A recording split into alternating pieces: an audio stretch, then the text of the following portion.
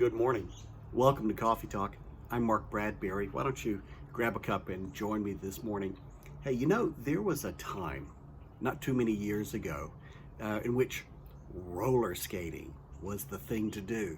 That's right, you know what I'm talking about. As a kid, we'd all get together at the roller rink, we'd strap on those rented skates previously used by thousands of other people, and then we would happily spend hours rolling in circles and circles to a disco beat just for the fun of it and merrily going nowhere at all. And then of course it happened. We would circle up in the middle of the rink. Everyone would join in as it began to play. You put your left foot in, you take your left foot out, you put your left foot in, and you shake it all about. You do the hokey pokey and you turn yourself around.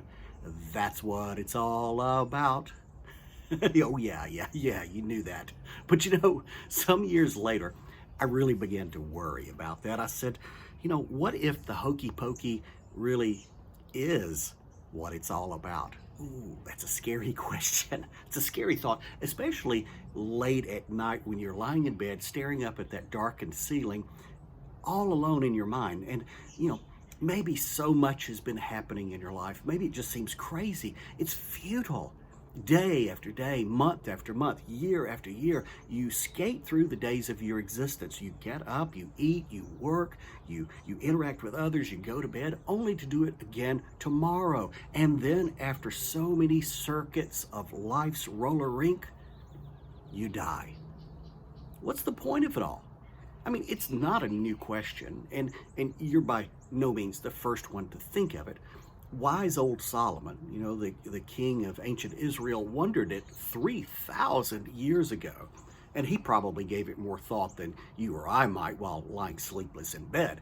He wrote that he applied his mind to study and to explore by wisdom all that is done under the heavens. He had seen all the things that were done under the sun, all the effort, all the worry, all the spending, all the suffering, all the playing, all the joys and laughter, all the heartache. And he concluded that in and of themselves, all of these activities are meaningless. They're just a chasing after the wind. When you look at life in its seemingly endless cycles, this aimless direction and the inexplicable paradoxes, you might conclude too that it's all futile, it's all useless, since you can't see any purpose in the ordering of events. As a result, life in our world is subject to a lot of frustration. I mean, let's face it, life is futile when it has no purpose. But I can enjoy myself while I'm here, right? Yeah, we can all still accept our circumstances, even enjoy them, and find strength to live life as it comes. But just as a life without purpose is empty, so also a life without fullness and joy is an empty waste. So either way, whether we worry about finding purpose in the skating or worry about how to just strap in and enjoy the experience, you might as well just focus on the rolling along, because tomorrow you die.